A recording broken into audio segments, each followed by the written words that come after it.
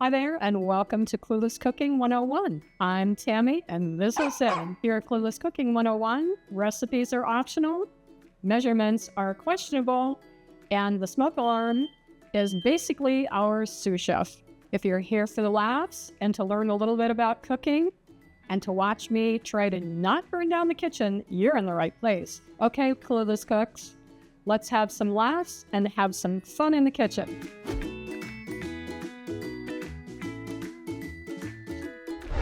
Happy holidays, Clueless cooks. And it's early December, and we're going to bake a turkey. And I know that sounds intimidating, but it's only, I think, 5 things. This is a 10-pound turkey. It is organic and never been frozen, so it costs a little bit more, but you can buy a frozen turkey anytime. And I just want to say that I don't think that the holidays is the only time to eat or bake a turkey. If you keep one in the freezer, you can thaw it out in the refrigerator is what is recommended over the course of several days, and just bake it. This one is a smaller turkey that's going to go in the roasting pan, and we're going to steam it in, so to speak, steam it in lemon juice. And this will be one of the most delicious, moist turkeys that you can prepare. And if you want to go way back, it's also the same way that we baked chicken last year. And so we use the same ingredients. I got this concept from a dear friend that's a master chef a million years ago. Let's get going. We're going to open this, rinse it, dry it, and then get it all put together so that we can bake it. And I read on the internet that at an oven set for 350, which we're going to preheat our oven right now, when you bake a turkey, the average is 13 minutes per pound. And this is a 10-pound turkey, and it recommended 2¼ hours to 3 hours. And there is a set temperature, and I've got a meat thermometer. So you can get those turkeys that have that thing that pops up. It's sort of like a built-in meat thermometer, but I also have one. The doneness is not based on color, but it's based on the actual internal temperature of the breast is one temperature, the thigh is another, and based on the size of the turkey that you're baking, I believe the temperature is 165 on the leg and 175 on the breast, but I'll double check here in just a moment. Hey, Clueless cooks, sorry to interrupt this episode. I know you're probably looking at your social media feeds, so since you're already doing that, check us out. Check out Clueless Cooking 101 on TikTok and Facebook and Instagram, Substack, and I even have a blog. We have videos and written posts. So check us out on all those social media sites, and we'd love to hear your comments. So first thing that I want to do is give you the ingredients for baking this turkey, and it's really quite simple. And I'm going to give you sort of quantities, but not exact quantities because sometimes they vary, again, depending on the size of your bird. So the first thing that I have, of course, a turkey. And that's the 10-pounder. It's still in plastic, and I'm going to cut it open and rinse it so that you'll see how that is done. We need 5 lemons. These are organic lemons. They don't look that pretty because they're a little bit older, but we're going to use them anyway. And we're going to stuff our turkey with lemons and squeeze lemon juice on it. It'll taste terrific. I'm going to use a bulb of garlic, and we put the garlic under the turkey skin and inside the cavity. And I'll remind you how to clean this bulb of garlic. It infuses it with flavor. I use, of course, olive oil. And I normally I'll tell you how much. I'm going to guess it's going to be 1/4 cup or less. But I put it in this little squeezy bottle, and you'll see how I just squeeze olive oil all over the top and the bottom. So I just take the lid off and then broil it, which browns it up nicely. We're going to season this with salt and pepper. And of course, this is organic ground pepper from Walmart. You can also buy whole peppercorns and use a pepper grinder. This is just ground. And I am told that real aficionados like to use freshly ground pepper. I do not, only because I don't have a pepper grinder. The other thing that we're going to use, I always use pink Himalayan salt. And I got this bag of salt at Walmart. I also bought these salt shakers, so you can shake, and it comes out pretty fast. But I use this, I've been carrying this around for a long time. It had some kind of sea salt in it, and I just like the container. So I poured that pink Himalayan salt into here, and I just use my fingers and kind of sprinkle it on the bird. And then lastly is I bought some fresh rosemary. I got that in the produce section of Walmart, and you can also use dried rosemary in the section that has seasonings. And if you're going to buy dried, Walmart does have organic. They have non-organic. It's less expensive. But I'm going to show you how to create a really nice herbal essence with the use of rosemary. And if you don't like it, if you don't like rosemary, then, skip it. You don't really have to use it. So we're going to clean this turkey. Those are the ingredients. I'll be back with you shortly. We'll get this cut off, get them rinsed off and dried, and we'll go from there. We're going to rinse this off and then pat it dry. And I read on the internet, pat it dry with paper towels. I'm assuming that you use paper towels because of the S word, salmonella. I'm just going to use my Clueless Cooking towel, dry this bird off, and then we're going to put him in the roaster and prepare him. I'll show you how to do that. It's super easy. It should take like 10 minutes. So this is going to be an unstuffed turkey. They cook faster, and you just prepare them a little differently than stuffed turkeys. And I'm going to take this bird and I'm going to put him right on my towel, dry him off, which is probably the wrong thing to do, but I'm doing it anyway. And it said to do that on the internet. And it said to use paper towels, but I'm not going to. It even said to dry it off on the inside. I don't think I'm going to do that either. So that's what your turkey looks like. And when you stuff it, they tell you to tie its legs together. That's probably just to keep the heat in, but we're not doing that. So this is my roasting pan. This 10-pounder fits very nicely in this roasting pan. You could probably get 12 to 15 pounds and have it still close. Before we close it up, I do want to put the giblets and all that stuff underneath this turkey just to infuse some additional flavor.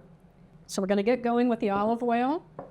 And this is where I highly recommend you get these condiment bottles at the Dollar Tree. They're $1.50, I believe now, a price increase for 2 condiment bottles. This is olive oil. And I just squirt it on here. But I'm going to guess that by the time it's all said and done, I probably have maybe 1/8 of a cup, 1/4 cup.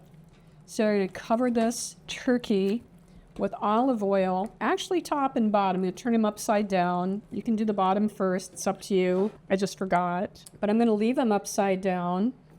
And I'm going to put salt and pepper on him. I don't do lemons on the bottom because the lemon juice does run down to the bottom. So I'm going to say that on the bottom, we're going to use a teaspoon of pepper. I'm just going to sprinkle it on there. And if you're getting adventurous and you want to just sprinkle it on there, so that you have the flavor. I did see the chef on TV the other night, and he was talking about roasting the perfect turkey, and he said salt the heck out of it because salt is what actually keeps the moisture into a bird, and that's one of our main goals, is to keep this as moist as possible, and steaming it in lemon juice will do it. But you can use a salt shaker. I don't know what I did with it. I put it somewhere.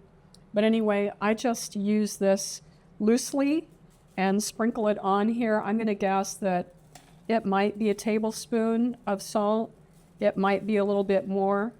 As I've said before, don't be afraid of salt. Your brain really needs it. It's really good for you. And unless you have some kind of a major blood pressure issue, and that's just generally due to poor diet or weight, or sometimes stress, you don't really have to concern yourself with consuming too much salt.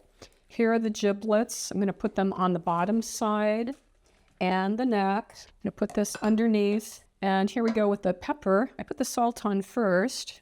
Here we go with the pepper. And this is probably a teaspoon or so, but I would say just sprinkle it on so that the bird looks peppered. You don't have to put it on really heavy or thick until we get to the top. Now we're going to turn him right side up And this is where the magic happens. And I'm rearranging these giblets underneath the bird so that it's sitting right on top of them, and you kind of have to like work them in a little bit so that it doesn't fall over. Hey, Clueless Cooks, another interruption. If you will check out my website, which is cluelesscooking101.com, I'd really appreciate it. We have a blog with some recipes, and we also are going to have merchandise coming up soon so that you can have a cool apron like mine. But in the meantime, just check out our website, and I'd really appreciate it. We'll see you there. Perfect. So what we're going to, since we've already oiled this guy, the next thing that we're going to do is we're going to stuff some whole garlic cloves. I'm going to open this. This is organic garlic from Walmart, as I mentioned before.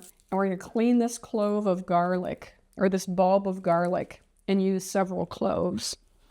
And we've done it before, but I'm going to remind you how to go about doing it. We have to peel the skin off of this garlic, and you can use the minced garlic that's already prepared, but for a whole bird like this, I break down and use the whole clove. So this is known as a clove of garlic, and we're going to get 1, 2, 3, 6.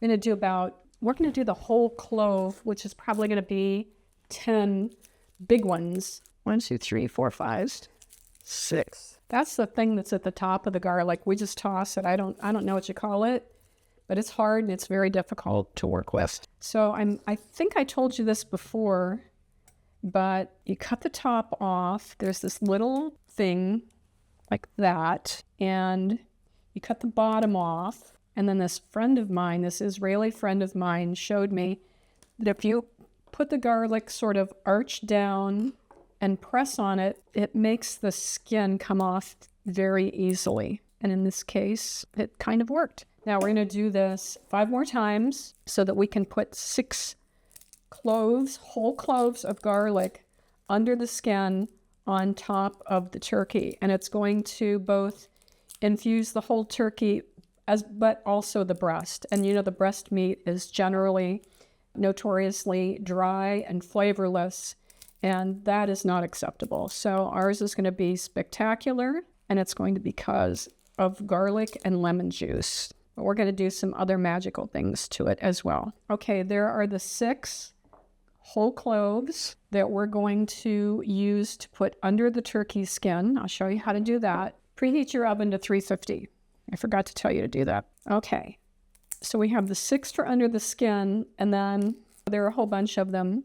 And we're going to put those inside the cavity, but we're going to use the 6 big ones. Those are the outer cloves on that bulb of garlic. Okay, so I have 1, 2, 3, 4, 5, 6. I have 6 cloves of peeled garlic that we're going to put inside. I think that's enough. But you separate the skin from the meat like that, and this is where you tuck the larger cloves of garlic and push the first one all the way down toward the back, if you can get down there, and see how that works. And because this is a fairly large turkey breast, and we want that breast to be infused with as much garlic as possible. See these other whole cloves? We're just going to toss them in the cavity. So the next thing that I'm going to do is cut the ends off of these lemons in a perfect world. Yep, there they go. And yes, you can use older lemons. It doesn't really matter. Okay, what we do is we take the seeds out, and then we squeeze this lemon juice all over this turkey. And remember, it's been oiled, and I throw the meat of the lemon and the balance of the lemon inside. We're going to do this with 2 or 3 of the lemons. And there goes a clove of garlic. I want that to stay up there. And popping him inside. Okay, here's the squeezed lemon. Put him inside. Make sure that you get the wings too, because when they don't always get a lot of attention. And I just squeeze lemon juice on them. Okay, here we go. We have 3 more lemons. Okay, rather than cut them in half, for the top, I cut them in quarters. And that's just so I can put lemons in more places. I have more pieces, but I still squeeze them on the top, such as this. But before we put them on the top, we're going to save these pieces. Before we put them on the top, we're going to use salt and pepper and put those lemons on after we use the salt and pepper. There's two. That's going to go on one side. Okay, I'm going to disagree with myself, and we're going to use 4 lemons instead of 5 because we really don't need that 5th lemon. All right, beep. Do you hear that beep? That means that the oven is at 350. That's a good thing. Okay, a little sip of peppermint tea. And I'm going to show you how to use a shaker. This is the pink salt that I put into the shaker. You can use that. It's really hard to, quote unquote, salt the heck out of your bird with a shaker, which is the way that it was articulated from the chef that I watched on TV the other day. But I'm going to guess that this is at least a tablespoon, maybe more. All right. Here's legs, top and bottom, heavy salt. Don't be afraid of it. And I'm pretty sure that's not enough salt. So I'm going to do, this is what like real chefs do. They kind of just sprinkle it this way, use their fingers. I'm even going to put a little bit inside. All right, there you go. That's just loose. It's the same salt that's in the shaker, but it's a little heavier when I use my fingers. All right, so now we have these lemons, and I'm going to tuck a couple here down by the legs and tuck a couple up on the top. And last but not least, you know what I forgot? I forgot to do the pepper. So let's do that. And then we'll do the last but not least. And I do use a shaker for this. You can sprinkle it the way that you sprinkle the salt, but this comes out pretty fast. So I haven't really had to be concerned about not getting enough pepper. All right, on side, just for good. All right, there we go. That's I would guess that that's a tablespoon max, but just sprinkle it on. And, you know, as they say in the cooking world, to taste or to your liking. But I'm going to guess it's about a tablespoon of pepper. All right, last but not least is this fresh rosemary, which is the magic herb. As it is said, it's great with poultry. Look how it comes out. It's like these long, skinny things. They cut them off of a bush. And this is called a sprig, I think. And I'm going to lay this right on top because it makes me look like I know what I'm doing. And I kind of do, but not really, just sort of guessing. And these little, I don't know what these are called, but you can pull them off and you can kind of sprinkle them on your bird in your pan and make sure that you smell that rosemary oil because it's heavenly. And I'm actually going to put this little piece I dropped, I'm going to put it inside the cavity, and the rest of the little pieces, I'm just going to drop them on top because it makes it look really fancy. Probably add some terrific flavor, and we'll know in how much flavor in a couple of hours. So that's it for preparing your bird. And this is the lid to the roasting pan. And yes, it does go down. And the reason that I like using this with the lid rather than, as I mentioned, a plastic bag, which I don't like cooking with plastic. And I don't like making a tent with foil and all of that because then the bird tends to get a little bit dried out. And if you're just learning how to bake a turkey or you're just reacquainting itself, I don't think we need to get that complicated. So you can buy a larger roasting pan if you want. They have all sizes available. And again, I think I got mine in the thrift store. It was like $5.99. You can probably get one for less than $10. I highly recommend it, because you'll love the results. Anyway, this is going in the oven, and we're going to put it in the oven for 2 hours. Check the temperature then, and we'll be back in a couple of hours. My turkeys or chickens or whatever are never brown enough, so broil it at the end, and I'll show you how to do that. See you in a little while.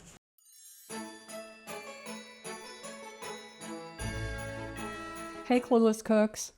I just found something that I feel like I need to share with you, and I'm going to do that while this turkey is baking. And by the way, halfway through baking your turkey, I highly recommend basting it. You can use a baster or you can use a ladle. I'm going to show you how to do that. It's really easy, but it just enhances the flavor. But in the meantime, I want to show you, I was looking at the plastic that came off of the sealer that came off the turkey.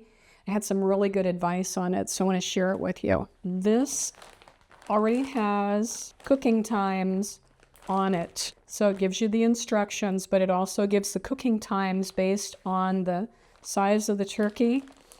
And so ours is a 10-pounder, and it said 1.5 to 2.5 hours. So I'm working on 2 hours. And it also said 325 degrees. The internet said 350, not quite sure what to do. So I'm just going to leave it at 350. I guess I'm going to turn it down to 325. But I also want to show you how to baste your turkey halfway through. And that way you can also check on it. Your home should be smelling pretty good by now. Next, we're going to baste this turkey with the lemon juice that's infused with garlic and salt and pepper and all that stuff. Show you how to do that. Okay. We take the top off. Ooh, there's the steam. Yum. Looking good. So I'm going to use a ladle since a lot of people don't have basters. I'm just going to use my cute little Clueless Cooking hot pads to hold this to one end so it's a little easier to get to the au jus. I just had a piece of lemon that was on the top fall off or fall into the au jus. Don't worry about it. I'm going to cover it back up, and we've got another hour to go. We'll probably do this maybe 1 or 2 more times. You don't have to, but I do, just because I like the extra flavor. So see you in a little bit. Okay, Clueless Cooks, something that you didn't expect. It's contest time, and I bought this really neat set of kitchen knives, and it has a peeler, 4 knives, and a set of kitchen scissors in there, and they're really high-end, very nice. I've already tried them out. They work great. So anyway, you know, we're growing Clueless Cooking 101 organically, and we're up to 100 subscribers. And so the contest that we're having is to double our subscribers to 200. So if you will share this video with your friends and ask them to subscribe, it'll help me out a whole lot. If you want to leave a comment in our YouTube section about sharing this, liking it, and encouraging people to subscribe, I'd really appreciate it. And it'll probably be a couple of weeks, and somebody's going to get this wonderful set of knives. So help us get to 200, please. Welcome back, Clueless Cooks. Our baking time is almost up, but I'm going to baste this turkey one more time and show you how I do it. Again, if you have a baster, you can use it, but I'm going to use a ladle. And I'd just like to put the drippings and the au jus and the lemon juice on top of the turkey to enhance the flavor. So we're going to head over to the oven and do that now. Oh, look how pretty. And I just want to let you know that organic turkeys are substantially more expensive, but substantially they taste better, they cook faster, they brown up better, and a lot of things. Totally up to you though, because they are stupid expensive. So I just want to see how I baste that. I just get a little bit of the drippings and pour them on the top, and then we're going to finish up in a little bit when this turkey is done. So we'll see you in a few minutes. Okay, Clueless Cooks, the timer went off, the turkey is done. So I'm going to take this out of the oven, and we're going to take a little bite so we can all see how yummy it is. And then it's your job to figure out how to get it out of the roasting pan and onto a platter. It does need to rest for 15 minutes or so before you carve it, but we're going to just take a little piece out of it so we can taste it. I'm going to get this turkey out, and you can, if you want to attempt to serve a group of people and to host like a holiday dinner or a dinner, there are plenty of other recipes. I've done all of them one at a time, one item at a time, so they're easy to watch and learn. And then the recipes are also broken down so that you know exactly what goes in each thing and more or less how long it takes, which is not a long time. Most of it can be pre-prepped and cooked. It's really hard to get things to come out all at the same time. But that's the beauty of this turkey, where it has to rest a bit. You can be doing other stuff. Anyway, I'm going to get the turkey out of the oven. We're going to check it out and take a bite. Okay. Remember my famous roasting pan? Whoa, nice. If your bird is not browned enough for you, feel free to put it under the broiler for 5 or 10 minutes. It'll brown it up. It'll crisp it up. Totally not necessary in this case because we've got all the color that we need. It smells fabulous. I just have to taste the au jus because you know we're going to make bone broth out of this carcass and use a little bit of the au jus to... Let's baste it one more time. Yum.